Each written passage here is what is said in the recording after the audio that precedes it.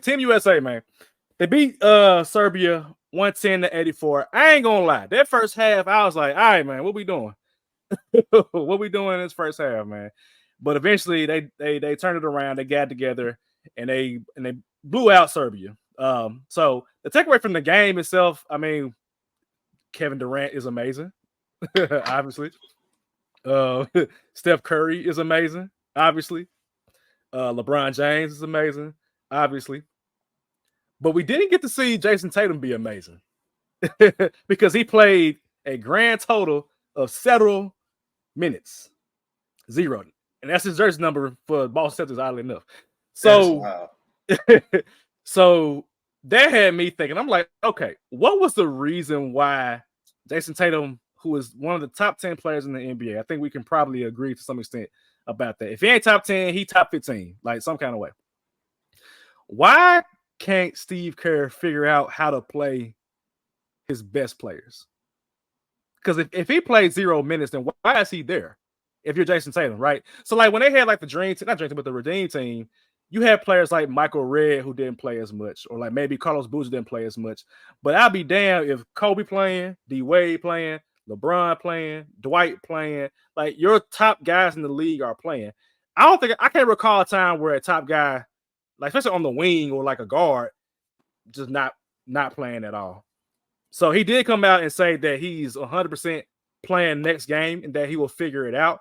But I guess in my eyes, and maybe you talk about this, Sheedy, if you just beat Serbia by 30, whatever happened in that game was clearly working. Why would I change what happened aside from like Styles making fights? Would depend on who I'm playing. Because South Sudan, they kind of look okay. I ain't gonna lie. That team look kind of good. They ain't get no NBA stars, but they look kind of good. So like, why would I change what I'm doing if I'm Steve Kerr? I think Steve Kerr also made a mistake. It's not like Serbia was close. Like, I'm looking back at the highlights, like, the USA was up 20 at certain points in the fourth quarter. Like, there's some way to put, not even just him. Tyrese didn't get no time either. Sweet lady, would you be mine? Ain't getting none of that. Okay? Both of them zeros, by the way. 0 minutes, 0 for them. 0 numbers. But D White got in. Hey, D White was hooping though. He was hooping though. I ain't gonna lie, he was hooping. So did we pick the wrong Celtic player then? Hello. Did you not think Drew Holiday's playing amazing, by the way? Yep. We no problem there. I think to the point that you're trying to ask, at some point you can empty out the bench and let everyone play. You up 20. As long as you keep AD in there and Bron in there or KD, you can switch Bron and KD or whatever. I think you need to keep a hybrid type of player like that, generational player. If you look at all the time, it's either LeBron or KD is on the floor at some point. And they're doing well, at least this last game.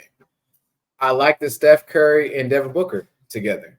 Because, I mean, you can't double both of them. And one of them going to hit the shot.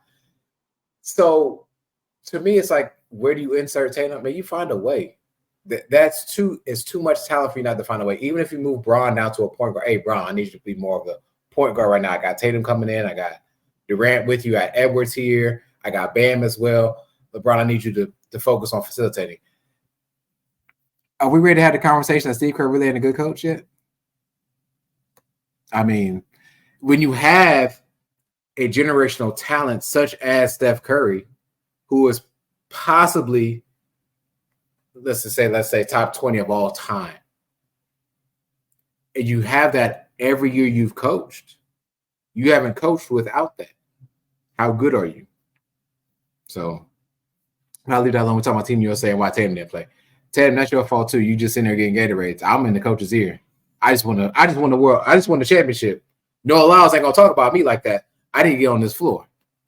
So hey, you know what's crazy about this, Sheedy? Did you mention that? How the hell does like Kuminga come out and talk against Steve Kerr, but Jayson Tatum ain't said shit yet? Kaminga said, "Hey man, trade me. If you ain't gonna play me, trade me, bro." Anthony Edwards, I'll be damned if he gets 0 minutes. Anthony Edwards, if I'm Jayson Tatum, how the hell is Anthony Edwards playing before me, man? How? I come on. What are we doing? So me as the Warriors bandwagoner that I am, First of all, Savage, are you actually gonna play the video that you put in a group thing about Steve Kerr? I can send it to. I had to send it to the thing. The StreamYard, yeah. Okay, well, while you do that, this is literally, if you pay attention to what I say, when I say the Warriors needed Kevin Durant more than Kevin Durant needed the Warriors, this is exactly what I've been saying for the last few years. If you look back and see what Kevin Durant provided for the Warriors, even though it was overempowered, he provided a scapegoat. He provided an instant bucket. So when you have to go against LeBron James and them, who should have beat you, in my opinion, they were the better team twice. If it weren't for Kyrie and Kevin Love getting injured, they were, I'm telling y'all, as the bandwagon person that I am, they were the better team the first time, which is why they won the second time. Because LeBron James mentally and physically, like, he was going to beat that Warriors team. Because Steve Kerr can only try to get Steph Curry open. So as you put a video up, we're going to talk about how we've had the number 2 pick and how we saw the talent that James Wiseman was. James Wiseman should still be on this Warriors team, but let him go. You just talk about how Kuminga asked for a trade, put him on the floor, now he started getting buckets. So to say Steve Kerr is a good coach, I mean, cool, he's a good coach, but he's not great. I would rather be having Coach Spo as a head coach of this Team USA. I'd rather if we're gonna LeBron it out, let's go ahead and put Ty Lue as the head coach. But Steve Kerr, nah. I gotta say something after we play this video about what you just said. Okay. All right, let's see what they said. Y'all hear that? Nah. Oh shit, let me face it. For some reason, they ain't playing the audio. That's crazy. Oh, here we go, down here. He don't know what to do with you. Kuminga had to go to the media to say, yo, I don't like this role, for them to go, okay, we want to play you now. Steve Kerr is still running the same plays for the last decade. Klay Thompson might not even be washed. We just know exactly where he's going every single time. Steve Kerr is the problem. He only picks guards. He don't pick nobody over 6'3". He has Gary Payton Jr., who's a 1. He's 6'2". He's playing the 4. He starts at the 4. That's why he's hurt every time, because he got him jumping against 7-footers. Steve Kerr messed up James Wiseman. If you can't run a pick and roll and go catch. Hey, come on, bro. Okay. Before we dive into this more, I think it was Tyler, Sports with a Story, had the gall, the audacity to let us know in Twitter Nation that Eric Spoelstra is not as good for Coach as Steve Kerr. Oh shit! I missed it. I missed it. What? We know to say that I missed it. You take away Eric Spoelstra's, he's on one year with 50 games. Got you. LeBron era, whatever. So let me clarify this. If you were to switch just the coaching staff, keep everything else the same, switch those coaching staffs. I'm glad you brought up the KD point. You don't think they would have went 73-9 again and won that championship with no hesitation, with a Eric Spoelstra type of team together?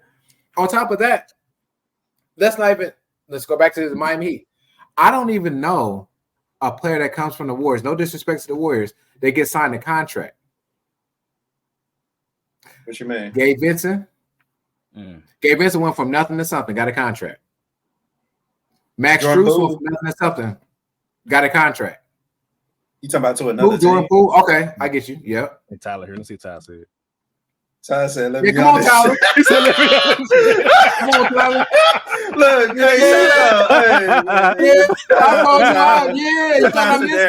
shout out to Darren. Shout out to Tyler. Hey, Tyler, I'm been starting podcast wars on this. Come on, man. SHEEDY. Come on, I'm with it. And you gonna tell me Steve Kerr gonna get that Miami Heat team to the finals? We might have to have that discussion on the next podcast. I ain't gonna lie to you. So Tyler, we might have overpaid Duncan Robinson had Steve Kerr been our coach. And I mean really overpaid him. Like $20 million I thought was atrocious. But we might have paid that man Jordan Poole numbers. And speaking of Jordan Poole, is he worth that $30 million a season? Hey, man. Is that why Draymond got upset because the Warriors paid this nigga $30 million? That's why Draymond got upset because he knew he wasn't worth it. Sheedy, you just cracked the code. Hey, we all know Draymond's a genius. We know that. Draymond's Sheedy damn good at just basketball. cracked the code. It's Stephen, man. Stephen Kerr. Okay, well, that's an interesting. And we thought, really can't trust him because he named his son Nick. You know what? Sheedy? I said, love y'all. We lay too tight. Love, brother. You can't mention Eric Spoelstra on my timeline. I ain't gonna say nothing now. Come on now. Come on now.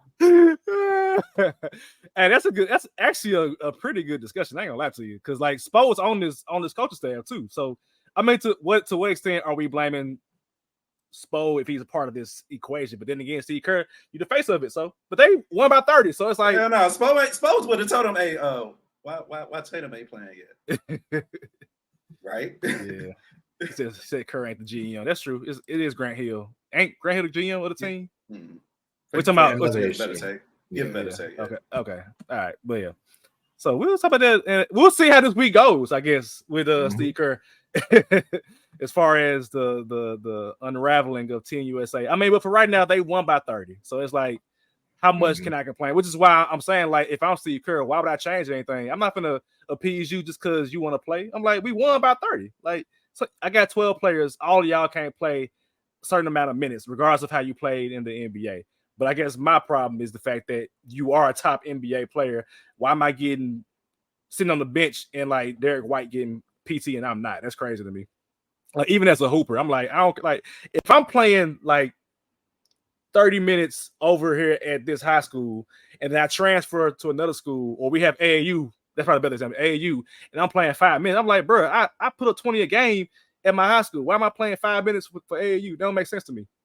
So yeah, that's who would y'all play first, Booker or Tatum? That's for me. That's what it's been coming down to. I mean, because we can tell Derek White getting PT. But he's doing it. That's a good question, because both Booker and Tatum are similar players in that, not necessarily like the shooting, because Booker's a better shooter, obviously, but like both of them can run point if you need them to. They're not point guards, but they are great facilitators. Both of them rebound pretty well. I think Tatum's a better defender than Booker. Booker's a better offensive weapon than Tatum. So, who started today? It was Drew Holiday, because KD was off the bench, which is crazy. But it was LeBron. AD was on the bench. Did Embiid start? Get the fuck out of here, Embiid. Why is Embiid still starting? I forgot all about that part.